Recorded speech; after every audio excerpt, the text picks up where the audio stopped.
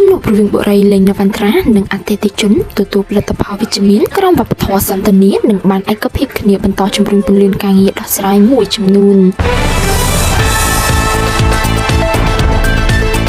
ការងារក្រសួងរៀបចំដែនដីនគររូបនីយកម្មនិងសំណង់និងរដ្ឋបាលខេត្តកណ្ដាលបានបន្តដឹកនាំកិច្ចប្រជុំសម្រុះសម្រួលនិងដោះស្រាយករណីទិញឬលក់ផ្ទះដីឡូគម្រោងបុរីលេងនវន្ត្រានិងអតិថិជនដោយបានធ្វើការបន្តពិនិត្យលើសំណើនិងសំណុំពររបស់តំណាងអតិថិជនគម្រោង 6A និងជ្រែ100កាលពីថ្ងៃទី14ខែវិច្ឆិកាឆ្នាំ